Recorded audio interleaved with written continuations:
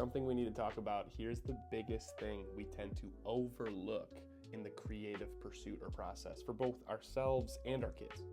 And if you're new to seeing me, it's just now popping up on your feed. I'm Dylan with Unfound Adventures. We create comics and talk about frameworks to help parents connect deeper with themselves and their kids through the power of imagination and creativity.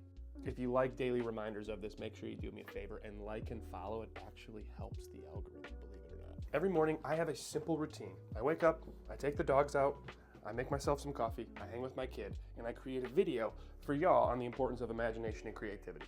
And later in the day, I tend to work on a page or two of a children's book, comic, or script that we're currently working on at Unfound Adventures. By the way, if you're interested in our work, check out our website at unfoundadventures.com. And there's days like today where I beat myself up wanting to give the best possible content available or create the best 2 to 3 pages of a book or script possible.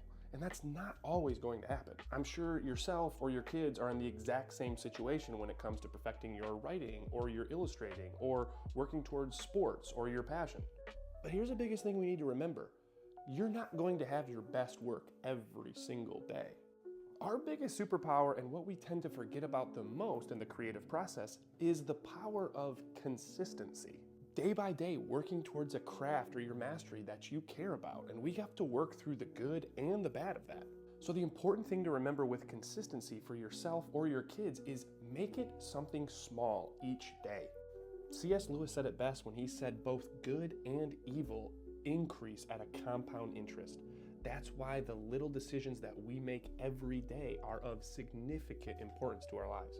The smallest act you do today might lead to something months from now that's the greatest victory that you've never dreamed of.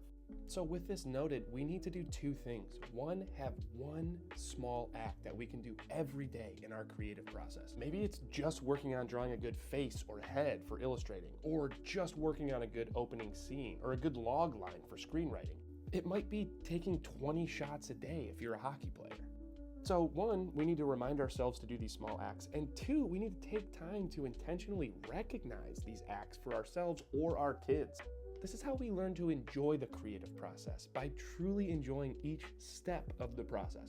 So if you've made it this far, put in the comments below, what is the one thing you will be doing every day this week, or your kids will be doing every day this week, that you will remember and make sure you take time to recognize. Hopefully this helps, and if you like this stuff, as always, like, follow, share, and I'll see you in the next video.